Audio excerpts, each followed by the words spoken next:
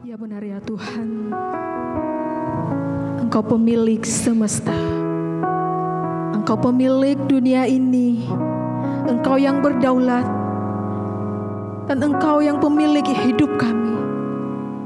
Oleh sebab itu ya Tuhan, biarlah setiap rancangan-Mu dalam hidup kami boleh terjadi sesuai dengan rancangan ya Tuhan, bukan sesuai dengan keinginan kami. Karena Engkau Allah yang berdaulat, hari ini kami rindu Tuhan boleh menolong kami di dalam perenungan firman Tuhan di waktu yang sangat singkat ini. Kami rindu Tuhan boleh berbicara bagi setiap kami, sehingga ketika kami datang beribadah tidak sia-sialah Tuhan, tetapi sungguh kami boleh menerima firman yang sungguh mengubahkan setiap hati kami menjadi murid Kristus yang tetap setia meskipun di tengah goncangan sekalipun. Kami tahu ya Tuhan, di tengah kondisi yang ada sekarang ini, ada Tuhan yang menjadi tempat pertolongan kami dan tempat perteduhan kami. Terima kasih ya Tuhan, kami menyerahkan waktu ini. Di dalam nama Tuhan Yesus kami berdoa. Amin. Silakan duduk Bapak Ibu Saudara. Selamat pagi semuanya.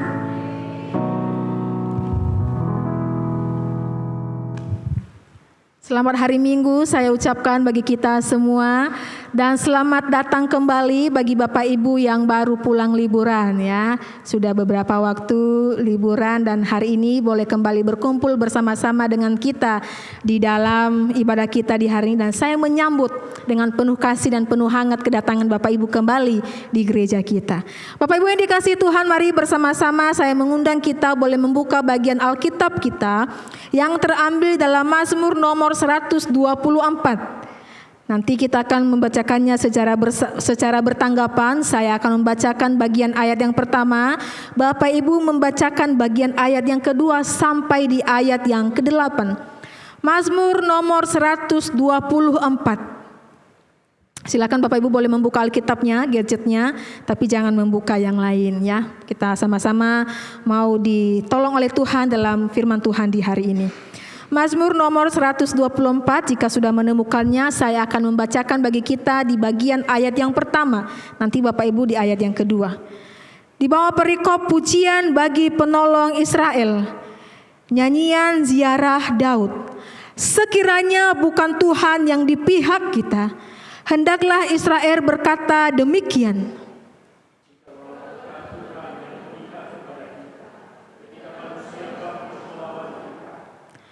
Pasti mereka telah menelan kita hidup-hidup ketika amarah mereka bangkit terhadap kita.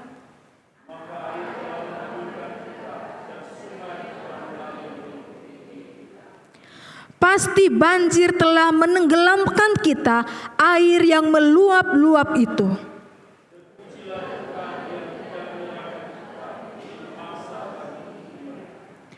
Nyawa kita terluput seperti burung dari jerat penangkap burung. Jerat itu telah putus dan kita pun terluput.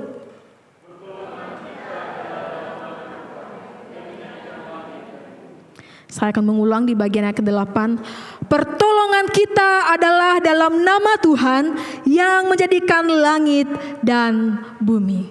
Bapak Ibu Saudara yang dikasihi Tuhan, saya akan mengawali khotbah ini dengan sebuah pertanyaan yang sederhana. Siapa yang pertama kali, bisa di next? Ya. Siapa yang pertama kali menolong Bapak Ibu hari ini? Yang pertama kali ketika bangun pagi, ada yang pertama kali menolong. Kalau saya, ya saya mau cerita, kalau saya tadi yang menolong pertama kali membangunkan pagi adalah suara tetangga. Jadi biasa ya Bapak Ibu ya, kalau di pastor itu akan terdengar sekali suara yang ya itulah jam-jam 4 gitu ya, sudah terdengar. Itu yang pertama kali menolong saya. Kalau Bapak Ibu kira-kira siapa yang pertama kali menolong Bapak Ibu hari ini? Ayo ya, yang keras tuh ngomongnya, saya nggak kedengaran nih. Ayo satu orang saja, ayo. Daripada saya tunjuk, ayo. Saya bantu ya. Ya, alarm. Ada tadi yang dibantu oleh alarm? Lagi. Suami atau istri? Kira-kira apa tuh yang dilakukan suami atau istri? Tadi pagi yang menolong saya adalah istri menyiapkan makanan yang enak lezat sebelum berangkat ke gereja. Nah itu. Suami yang membangunkan saya supaya bisa membuatkan kopi karena kalau saya saat teduh tidak ngantuk. Siapa lagi? Kendaraan tadi dia membawa saya ke gereja sampai dengan selamat. Jadi tidak terjadi apa-apa. Siapa lagi? Oh iya, tadi pagi saya lupa minum obat. Akhirnya ada yang mengingatkan saya, ada dokter. Kira-kira Bapak Ibu, adakah di antara yang 4 ini, mungkin ada yang lainnya tapi saya nggak sebutkan semua. Yang menolong Bapak Ibu di antara yang 4 ini, tentu alarm bangun pagi, kalau enggak datang ke gereja ini ya. Kendaraan, dokter, suami atau istri. Bapak Ibu yang dikasihi Tuhan, tentu Tuhan bisa memakai semua alat ini untuk bisa menolong kita. Tentu Tuhan pasti akan memakai semua alat ini untuk bisa menolong kita, bisa sampai di gereja, bisa bangun pagi, bisa minum obat, bisa membuat istri, bisa membuatkan makanan, suami bisa menolong istri. Tetapi yang menjadi pertanyaannya adalah, di balik semua pertolongan itu, siapakah penolong yang sesungguhnya? Tuhan. Udahlah, selesai khotbah kita hari ini. Bapak Ibu yang dikasihi Tuhan, siapakah penolong yang sesungguhnya? Tentu Tuhan. Selain dikasihi Tuhan, ketika alarm bunyi tadi pagi, siapa yang masih memberikan kita nafas? Tentu Tuhan. Ketika kendaraan membawa kita ke gereja, siapa yang memelihara kita dari rumah sampai ke gereja ini? Tentu Tuhan. Ketika istri menyiapkan makanan, suami menolong istri, siapa yang membantu di belakang itu? Ada Tuhan.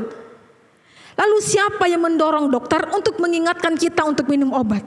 Tentu Tuhan. Tetapi Bapak Ibu yang dikasihi Tuhan, seringkali kita hanya bisa melihat alat yang dipakai. Seringkali kita hanya bisa melihat alat yang dipakai, namun lupa kepada pribadi yang bekerja di balik semua pertolongan yang kita alami. Seringkali kita hanya bisa mengucapkan syukur, terima kasih sudah mengingatkan saya, terima kasih karena sudah mengantarkan saya. Tetapi kita sering lupa siapa pribadi sesungguhnya yang bekerja di balik pertolongan itu.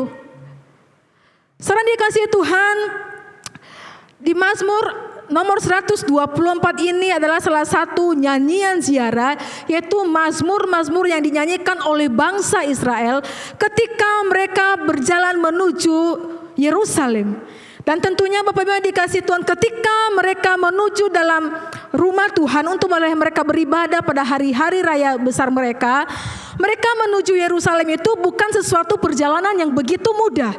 Bukan perjalanan yang singkat, bukan perjalanan yang hanya beberapa kilo, tidak. Tetapi mereka menempuh perjalanan yang begitu jauh, begitu susah, tidak seperti aspal yang di depan, tidak seperti jalan raya. Ada batu-batu yang harus mereka injak ya gitu ya.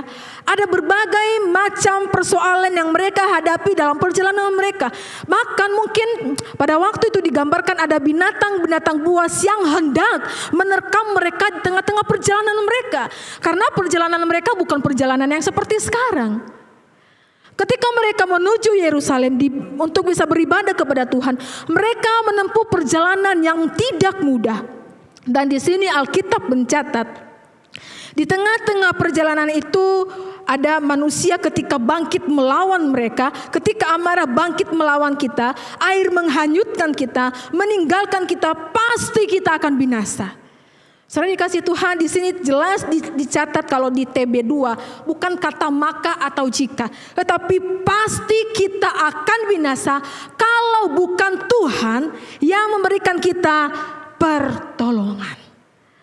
Saat dikasih Tuhan, dalam perjalanan mereka itu, ketika perjalanan jauh menuju Yerusalem, mereka bernyanyi bagi Tuhan. Mereka berziarah bagi Tuhan untuk apa? Untuk menghibur hati mereka, karena perjalanan mereka itu sungguh sangat jauh. Dan pasti ada binatang-binatang buas yang akan menerkam mereka. Tetapi di sini Daud mengajak bangsa Israel berhenti sejenak. Di tengah-tengah perjalanan yang begitu jauh, di tengah-tengah perjalanan yang tidak mudah, Daud mengajak bangsa Israel untuk berhenti sejenak, melihat ke belakang, melihat di masa lampau, melihat di masa lalu, bagaimana Tuhan sudah memelihara mereka, bagaimana Tuhan itu sudah menyelamatkan mereka dari berbagai ancaman yang bahaya. Sehingga ketika mereka melewati perjalanan itu, mereka harus mengingat perjalanan yang pernah mereka lalui di waktu yang sudah lalu. Bapak Ibu yang dikasihi Tuhan, menariknya di dalam Mazmur ini dibuka dengan kalimat sekiranya bukan Tuhan yang memihak kepada kita. Itu dipakai 2 kali. Ada pengulangan 2 kali. Nah, kalimat ini dipakai 2 kali dalam bahasa aslinya. Itu Bapak Ibu yang dikasihi Tuhan, itu memberikan sebuah penekanan. Ada sebuah penegasan. Ada sebuah penegasan di sana. Kalau bukan Tuhan yang bertindak ketika kita berjalan menuju Yerusalem, maka kita pasti akan binasa. Itulah kenapa kata pasti di sini dipakai, Bapak Ibu. Kalau bukan Tuhan, pasti kita akan binasa. Kemudian Bapak Ibu yang dikasihi Tuhan, Daud ini menggambarkan berbagai macam ancaman yang pernah mereka alami. Di dalam TB2 itu diterjemahkan pasti mereka telah menelan kita hidup-hidup. Ya, mungkin ada binatang, ada musuh gitu ya. Pasti mereka akan menelan kita hidup-hidup. Bapak Ibu, mungkin kita bertanya, kenapa di TB2 memakai kata pasti?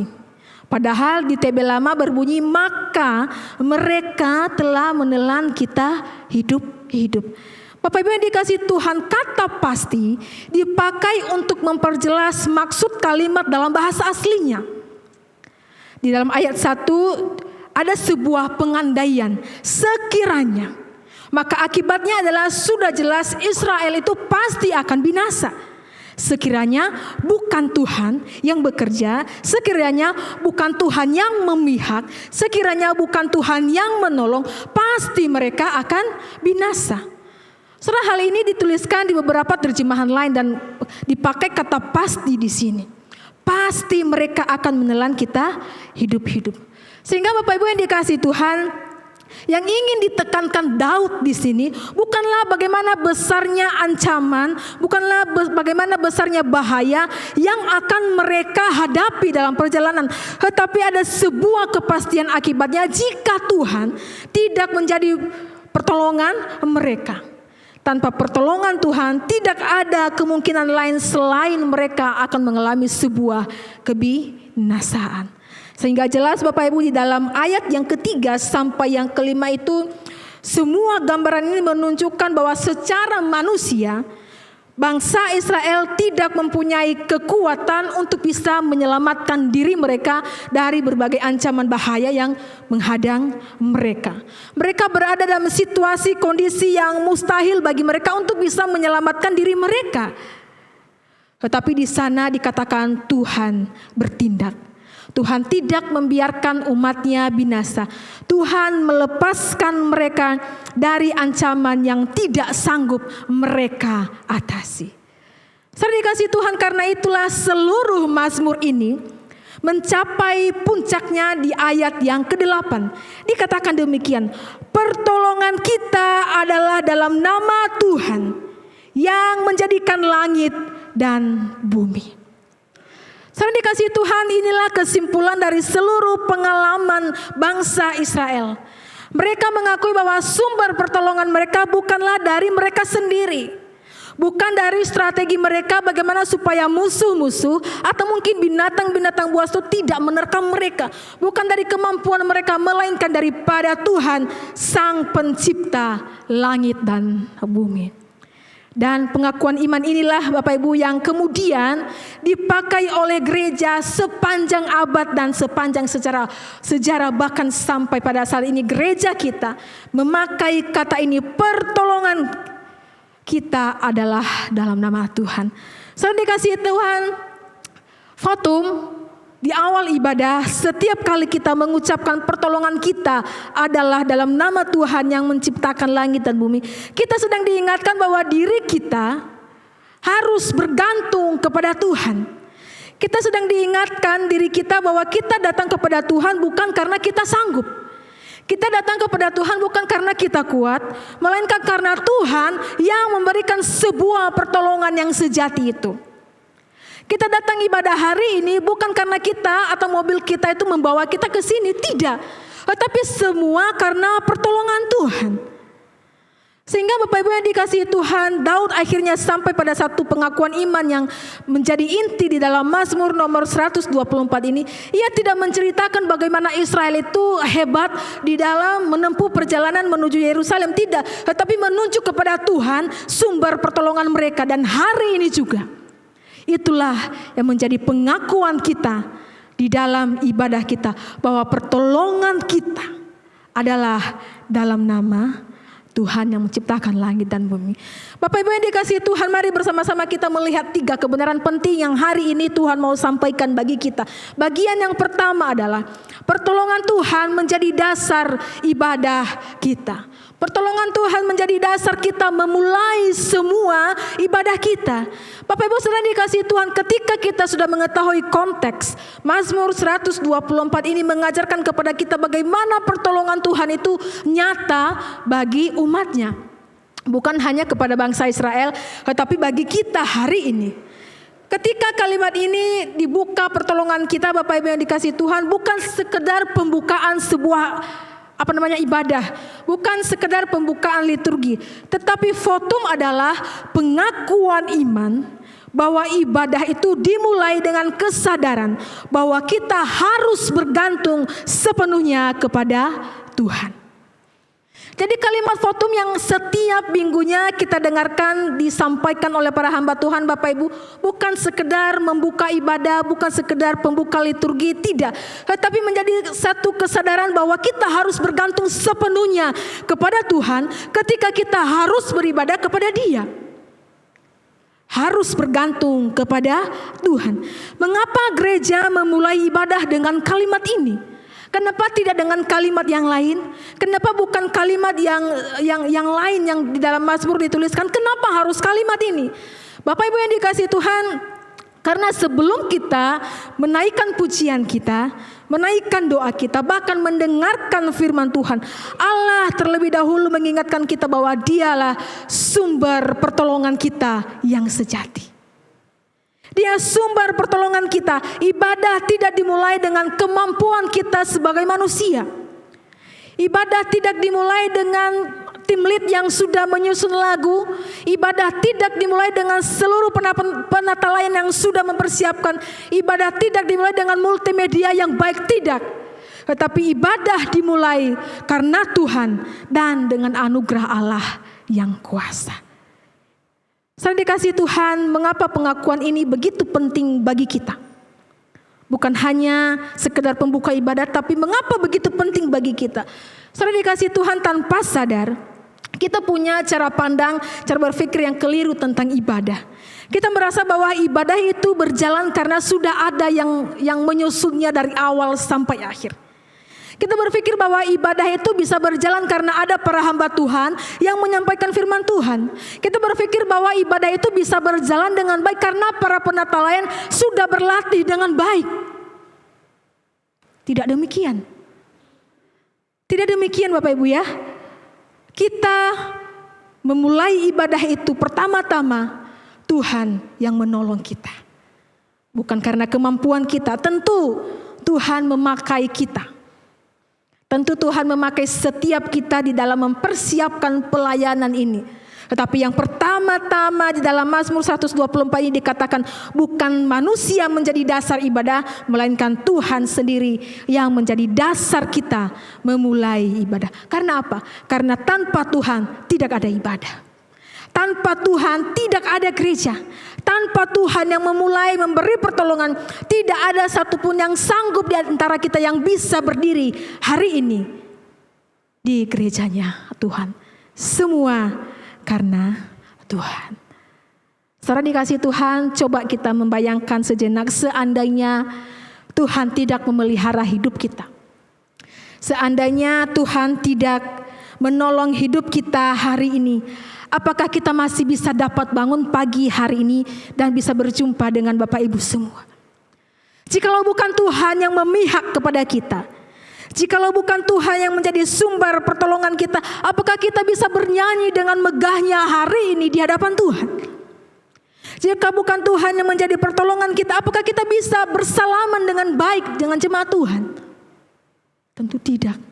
Semua karena pertolongan Tuhan. Dan ibadah ini menjadi sebuah kesempatan bagi kita untuk bisa menikmati anugerah Tuhan di dalam ibadah kita hari ini. Saudara dikasihi Tuhan, sebelum kita melakukan apapun di dalam ibadah kita, gereja terlebih dahulu mengakui bahwa sungguh-sungguh pertolongan kita itu hanya berasal daripada Tuhan. Saudara, pengakuan ini seharusnya merubuhkan atau meruntuhkan kesombongan rohani kita. Pengakuan ini seharusnya meruntuhkan keegoisan kita, sekaligus membangun kerendahan hati kita. Bukan karena kita melayani dengan baik, tetapi karena Tuhan yang menyatakan anugerahnya bagi setiap kita sehingga bisa berjalan dengan baik. Oleh sebab itu Bapak Ibu dikasihi Tuhan, setiap kali kita berdiri di awal ibadah dan mendengarkan sebuah fotum ini, janganlah lagi kita menganggap bahwa itu hanya sebuah kalimat pembuka liturgi ibadah. Tetapi dengarkanlah itu sebagai sebuah panggilan Allah yang mengarahkan hatiku dan hatimu kepadanya, supaya ketika kita beribadah kepada Dia, kita sungguh-sungguh bergantung kepada sumber pertolongan kita. Ibadah yang benar harus dimulai dengan ketergantungan kepada Tuhan sumber pertolongan kita itu. Bagian yang kedua Bapak Ibu yang dikasihi Tuhan, poin yang kedua yang Tuhan mau sampaikan bagi kita hari ini adalah pertolongan Tuhan itu dinyatakan melalui kasih karunia-Nya. Saudara dikasihi Tuhan, tidak hanya melalui votum Tuhan mau menyatakan atau menolong kita, memberikan pertolongan, tidak, tetapi melalui kasih karunia Tuhan juga menyatakan bagi kita semua. Saudara dikasihi Tuhan, kalau di poin pertama kita sudah belajar bagaimana ibadah itu harus dimulai, dan Tuhan mengingatkan kita bahwa semua itu karena Tuhan. Namun tidak hanya berhenti di situ. Allah tidak memanggil kita datang kepadanya, tetapi Ia juga menyambut kita dengan tangan yang terbuka. Ia tidak hanya sekedar memanggil kita dari tempat kita masing-masing, tetapi Ia menyambut kita, setiap orang yang datang kepadanya. Itulah sebabnya setelah votum ada kalimat yang mengatakan demikian Bapak Ibu yang dikasihi Tuhan. Kasih karunia dan damai sejahtera menyertai saudara sekalian. Ia menerima engkau dan saya untuk bisa berjumpa dengan Allah. Salam itu bukan hanya salam kebetulan, tetapi salam itu menjadi sebuah salam anugerah daripada Allah. Salam itu menjadi sebuah salam anugerah daripada Allah. Salam sapaan, anugerah dari Allah bagi umatnya. Kasih karunia dan damai sejahtera menyertai kita semua. Saudara dikasihi Tuhan, seringkali setiap minggu kita mendengarkan kalimat ini tanpa sadar Bapak Ibu. Tanpa sadar kita menganggap bahwa ini hanya sebuah rutinitas dalam ibadah, sebuah pembukaan ibadah. Tetapi padahal kalau kita melihat Bapak Ibu, salam ini bukanlah salam sapaan pribadi antara pendeta, antara hamba Tuhan dengan jemaatnya, bukan. Bukan salam sapaan pribadi. Salam ini berasal daripada firman Tuhan. Kalau kita bisa melihat di dalam suratnya Rasul Paulus, dikatakan di sana di dalam Roma pasal 1, dalam Korintus, dalam Filipi itu di sana dikatakan juga ia membuka banyak suratnya itu dengan ucapan salam. Salam hai jemaatku. Sehingga Bapak Ibu yang dikasihi Tuhan, ketika salam ini disampaikan di dalam sebuah ibadah kita setiap hari Minggu, gereja sedang menyampaikan berita daripada Allah kepada umatnya. Para pengkhotbah sedang menyampaikan berita daripada Allah untuk bisa disampaikan kepada kita semua para umatnya. Sehingga Bapak Ibu yang dikasihi Tuhan, salam itu bukan hanya sebuah kebetulan, kasih karunia dan sejahtera, tidak. Itu bukan sebuah kebetulan. Tuhan tidak memulai dengan tuntutan, tetapi dengan kasih karunia, dan juga di sana ada damai sejahtera. Mengapa? Pertanyaannya, mengapa harus dengan memulai yang demikian? Karena itulah yang dibutuhkan oleh setiap orang yang datang dalam hadirat-Nya Tuhan.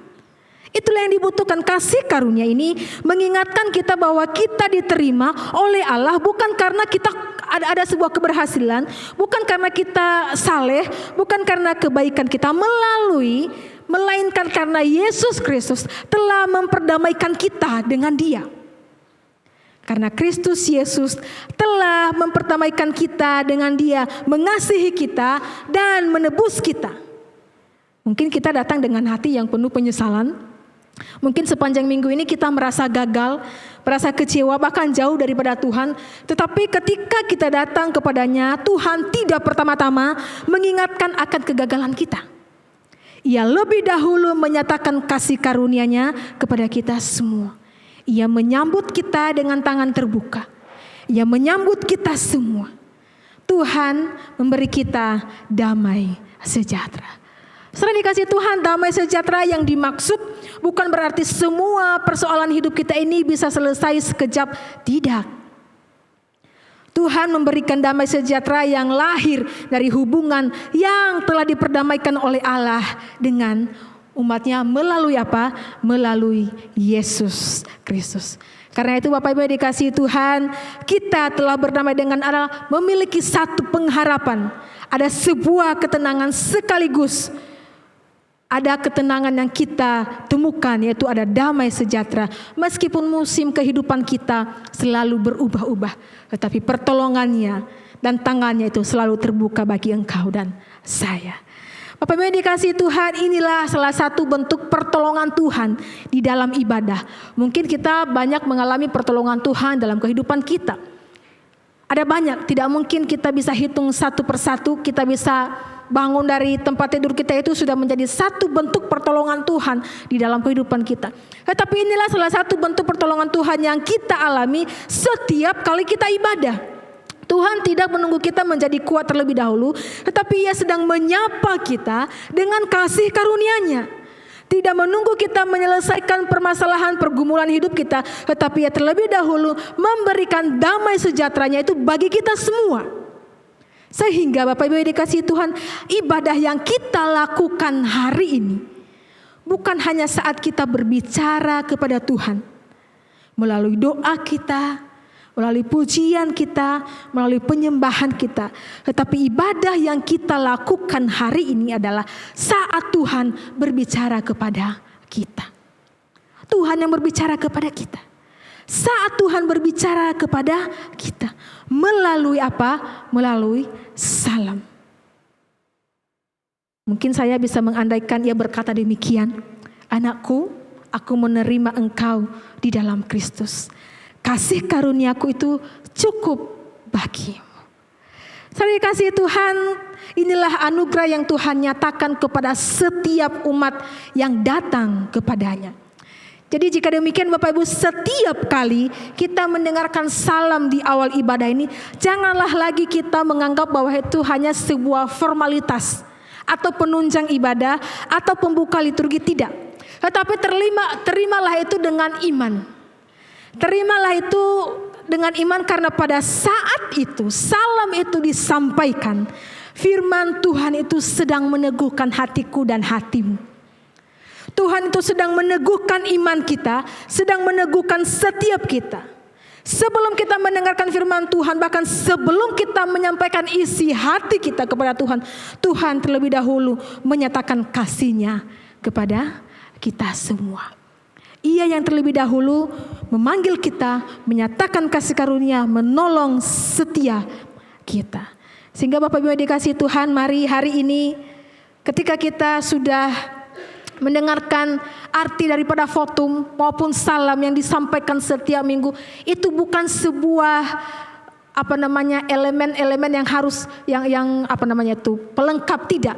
Tetapi itu sebuah pertolongan daripada Tuhan yang mengingatkan kita bahwa ketika dalam ibadah itu adalah sebuah perjumpaan yang benar di hadapan Tuhan.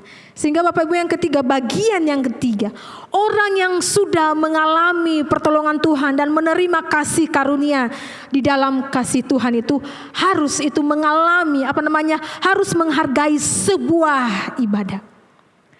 Ketika orang sudah mengalami pertolongan Tuhan yang besar, baik dalam ibadah, baik dalam hidupnya setiap hari, dan ketika Tuhan sudah menyatakan kasih karunia itu di dalam hidupnya, maka respon kita itu harus menghargai sebuah ibadah. dari awal sampai akhir harus menghargai dan menghormati Tuhan di dalam ibadah kita. Saudara dikasihi Tuhan, orang yang sungguh-sungguh menyadari bahwa hidupnya sudah ditopang, sudah ditolong oleh Tuhan, tidak akan memandang ibadah sebagai rutinitas mingguan saja. Orang yang sudah mengalami pertolongan Tuhan dan sudah mengalami kasih karunia itu, tidak lagi memandang ibadah sebagai rutinitas mingguan atau kewajiban agama. Nanti kalau nggak datang ibadah akan dikunjungi oleh para hamba Tuhan. Tidak demikian. Jangan punya pikiran yang begitu ya. Tidak demikian yang Tuhan mau sampaikan bagi kita ya. Bukan sekedar rutinitas mingguan. Tapi mari kita melihat dan menghargai sebuah ibadah itu sebagai kesempatan kita berjumpa dengan pribadi Allah yang sudah memberikan pertolongan bagi kita semua. Karena itu Bapak Ibu yang dikasihi Tuhan, kita akan menghargai seluruh ibadah karena kita sudah ditolong oleh Tuhan. Menghargai ibadah Bapak Ibu dimulai bahkan sebelum dimulai ibadah ini. Menghargai ibadah itu dimulai dari kita di rumah. Bagaimana kita boleh mempersiapkan hati kita, mempersiapkan diri kita untuk bisa berjumpa dengan Allah. Tidak tergesa-gesa, tidak terburu-buru, tapi sungguh-sungguh mempersiapkan hati kita dari rumah. Karena yang kita temui, yang kita datangi adalah Tuhan, Allah yang kudus itu. Saudara kasih Tuhan, kita datang dengan hati yang penuh dengan ucapan syukur, bukan dengan tergesa-gesa atau sekedar hadir secara fisik di gereja, tetapi datang dengan kerinduan untuk bisa bersekutu dengan Tuhan. Saudara dikasihi Tuhan, kita harus bisa berusaha hadir sejak awal, bukan semata-mata supaya kita dilihat disiplin, tidak. Melainkan kita harus menyadari bahwa sejak fotum dikumandangkan oleh para hamba Tuhan, itu Allah sudah memanggil kita untuk bisa berjumpa dengan kita. Saudara dikasihi Tuhan, saya mau sampaikan dan terlebih dahulu saya mau memohon maaf. Terkadang kita punya pikiran yang demikian. Tidak apa-apa terlambat, sedikit saja. Yang penting bisa sampai pada perenungan firman Tuhan. Saudara,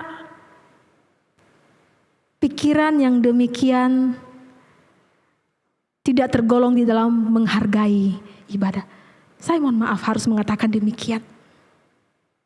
Seringkali kita punya pikiran tidak apa-apa terlambat sedikit, yang penting masih sempat mendengarkan bagian khotbah. Saudara kasih Tuhan, jika kita sungguh-sungguh memahami makna ibadah yang sesungguhnya, kita akan menyadari bahwa tidak ada dalam bagian ibadah itu yang tidak penting. Semua penting. Dari awal sampai pada akhirnya semua penting. Bukankah melalui fotum Tuhan mengingatkan kita bahwa pertolongan kita itu berasal daripadanya? Bukankah melalui kasih karunia itu Tuhan memanggil kita untuk masuk ke hadirannya? Bukankah melalui salam itu Tuhan menyatakan kasih karunia dan damai sejahteranya itu bagi kita? Kalau demikian, mengapa kita rela kehilangan sebagian waktu kita untuk bisa berjumpa dengan Tuhan? Saudara dikasihi Tuhan, kalau kita ke bandara, mau pergi, mau naik pesawat, tentunya kita sudah mempersiapkan waktu kita dengan baik. 3 jam, 2 jam, bahkan mungkin gak tidur ya. Semalam kepikiran besok kalau tiba-tiba ada cancel, gimana tuh ketinggalan pesawat. Saudara dikasihi Tuhan, mari kita berpikir sejenak. Jika kita masih bisa menyediakan, meluangkan, mempersiapkan waktu kita supaya kita tidak telat pesawat, tiketnya nanti akan hangus atau bagaimana. Lalu lantas kenapa ketika kita mau datang bertemu dengan Tuhan yang sudah memberikan pertolongan bagi kita itu, gimana ya cara mau bilangnya ini, masih kita membuang waktu kita tergesa-gesa. Seakan-akan kita tidak mempersiapkan waktu kita dengan baik. Kenapa ketika kita bertemu dengan atasan kita, rekan kerja kita, kita harus mempersiapkan dulu tuh semua file kita, berkas kita untuk bisa bertemu dengan rekan kerja kita, atasan kita, supaya ketika kita berbicara dengan dia sudah siap. Lalu lantas kenapa ketika kita berjumpa dengan Tuhan, kita juga tidak mempersiapkannya dengan baik? Terkadang kita masih telat ibadah. Ya Bapak Ibu, saya mau katakan bahwa tentu kita punya hal-hal yang tidak bisa dipungkiri untuk akhirnya telat ibadah. Saya mengakui itu. Ada hal-hal yang gak bisa kita pungkiri mengerjakan ini karena akhirnya saya telat ibadah. Tetapi mari hari ini setelah Tuhan berbicara bagi kita, mari kita bertanya kepada pribadi kita sendiri, apakah saya sudah memberikan waktu, mempersiapkan waktu untuk bisa berjumpa dengan baik. Kalau saya bisa mempersiapkan waktu untuk bisa berjumpa dengan rekan kerja saya, mengapa saya tidak harus mempersiapkan waktu untuk bisa berjumpa dengan Tuhan lebih baik? Mempersiapkan hati saya, mempersiapkan waktu saya, menyiapkan baju saya dari semalam supaya besok pagi tidak tergesa-gesa. Saudara yang dikasihi Tuhan, ketika kita mengetahui hal hari ini, mari kita bertanya kepada diri kita sendiri, apakah saya sudah memberikan sebuah penghormatan yang terbaik kepada Tuhan ketika saya datang beribadah? Saudara dikasihi Tuhan, hadir sejak awal ibadah itu adalah menghormati sebuah panggilannya Tuhan. Mengikuti liturgi dengan baik adalah bagaimana kita bisa berdialog dengan Dia. Dan mendengarkan firman-Nya itulah bagaimana kita bisa dibentuk, bahkan sampai kita diutus itu. Bagaimana kita bisa membawa firman yang sudah kita dengar itu, bisa kita bawa di mana Tuhan tempatkan kita. Saudara dikasihi Tuhan, orang yang menghargai ibadah juga akan mengikuti setiap liturgi itu dengan penuh kesadaran. Penuh kesadaran. Ketika jemaat bernyanyi, ia memuji Tuhan dengan hati yang penuh ucapan syukur. Ketika doa sedang didoakan, ia juga ikut berdoa. Ketika firman Tuhan diberitakan, ia begitu mendengarkan dengan baik dan menyimpannya di sini. Lalu pergi dan melihat kiri kanan untuk bisa disampaikan kepada yang lain. Saudara dikasihi Tuhan, ketika ibadah selesai, ia tidak meninggalkan firman itu di bangku-bangku gereja. Orang yang menghargai ibadah tidak meninggalkan firman hanya sampai di depan pagar gereja. Tetapi orang yang menghargai ibadah, ia membawa firman itu pergi keluar, di bawah tempat kerjanya, di keluarganya, dimanapun. Ia membawa firman itu menjadi sebuah kesaksian. Saudara kasih Tuhan, seringkali kita menilai ibadah itu berdasarkan dengan apa yang kita rasakan. Oh, hari ini pemimpin pujiannya bagus. Oh, hari ini firman-Nya bagus sekali. Minggu lalu begini-begini. Tidak demikian. Itu bukan soal kenyamanan, tetapi soal Tuhan mau berbicara bagi kita. Apakah ibadah hari ini semakin saya dibentuk oleh Tuhan? Tentu kami punya kelemahan Bapak Ibu. Kami bukan dewa dan malaikat. Kami punya kelemahan di dalam menyampaikan firman. Tetapi bagaimana firman itu ketika disampaikan setiap hari minggunya, kita bertanya dalam hati, apakah firman itu sudah membentuk saya? Bukan soal kenyamanan, tetapi bagaimana firman itu berbicara kepada kita secara pribadi. Karena itu Bapak Ibu yang dikasihi Tuhan, mari kita mengubah cara pandang kita terhadap ibadah. Jangan datang karena hanya rutinitas mingguan, tetapi datanglah karena Tuhan sudah menolong dan memanggil setiap kita. Sehingga Bapak Ibu yang dikasihi Tuhan, ibadah itu adalah perjumpaan dengan Allah yang hidup. Ia memanggil kita semua, Ia menyapa kita, Ia mengajar kita dan mengutus kita kembali ke dalam dunia.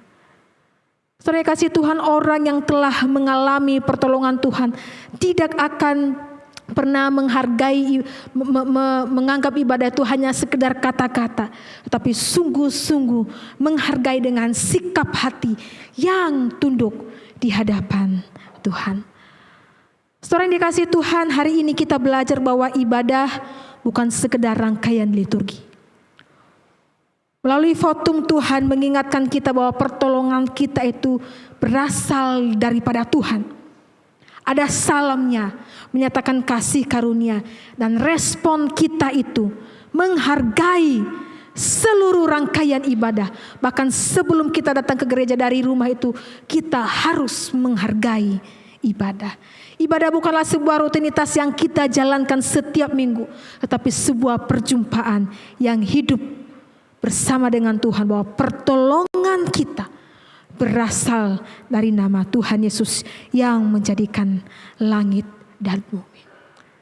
Jika kita dapat berdiri hari ini, Bapak Ibu, boleh hadir di gereja Tuhan, di hadapan Allah, bukan semata-mata karena kita bisa, karena kita kuat, tetapi semata-mata karena Yesus Kristus itu telah membuka jalan bagi kita melalui anaknya di kayu salib. Dia yang sudah menanggung dosa kita, sehingga melalui ibadah Dia menerima kita dengan tangan yang terbuka. Sehingga Bapak Ibu yang dikasihi Tuhan, minggu depan ketika kita kembali berdiri di tempat ini, mari dengan penuh pemaknaan, dengan iman, menerima, menghargai, mengikuti semua ibadah.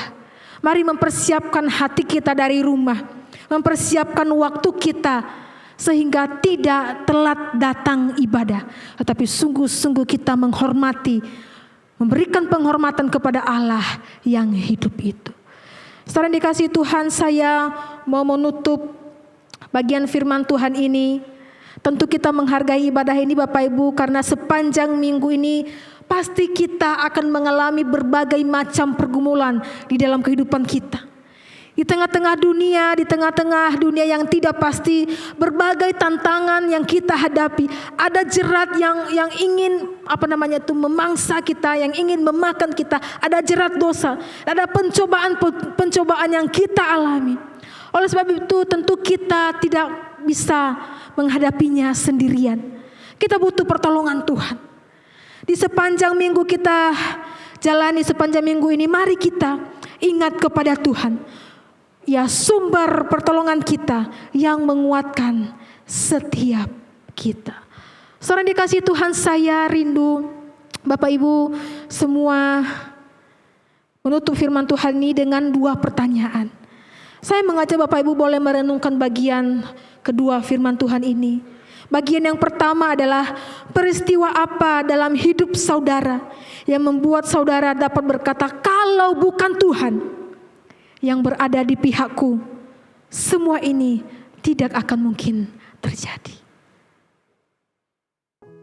Mari Bapak Ibu renungkan bagian ini di hadapan Tuhan dengan berdoa. Kalau bukan Tuhan yang berada di pihakku, semua ini tidak akan mungkin terjadi. Saudara, saya percaya bahwa setiap kali kita memiliki kisah-kisah dalam hidup kita, kisah kita pasti berbeda. Pergumulan kita berbeda. Tapi hari ini mari kita mengingat bagaimana pribadi sumber pertolongan itu hadir bagi kita. Mari renungkan kembali satu momen ini. Kalau bukan Tuhan, saya tidak bisa ada sampai hari ini. Lalu yang kedua, Bapak Ibu yang dikasihi Tuhan, apakah ada bahaya terbesar yang pernah Tuhan lepaskan dari hidupmu? Bahaya apapun itu. Bahaya dosa, bahaya penyakit, bahaya masalah seksual, bahaya masalah ekonomi, pergumulan yang lainnya. Tuhan sudah melepaskan itu. Kita telah dibebaskan dari hukuman dosa. Namun mungkin dalam perjalanan kehidupan kita, sungguh kita menyadari bahwa ada begitu banyak pergumulan. Tetapi Tuhan sudah lepaskan saya daripada jerat itu. Saudara, mari kita tunduk kepala berdoa kepada Tuhan. Mari ingat-ingat kembali bahaya yang paling besar dalam hidupmu. Mari minta Tuhan dan bersyukur kepada Dia yang sudah boleh menolong kita bisa hadir sampai hari ini. Kalau bukan Tuhan di pihak kita, kalau bukan Tuhan yang menolong kita, kalau bukan Tuhan yang mengangkat kita dari semua pergumulan itu, sungguh kita pasti akan binasa.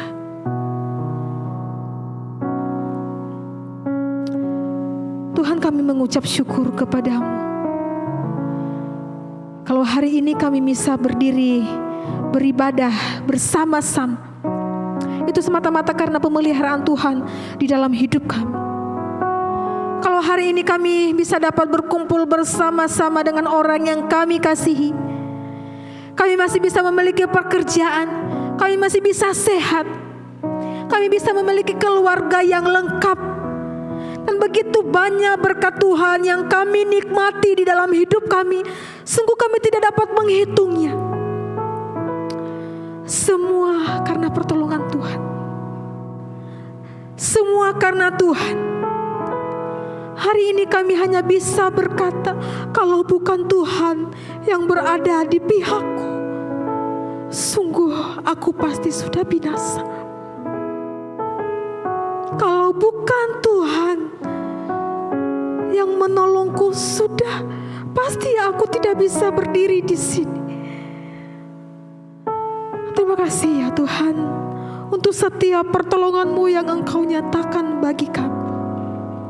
Terima kasih karena setiap masa sulit, setiap tetesan air mata, setiap bahaya, setiap pergumulan Engkau tidak pernah meninggalkan kami sedetik pun.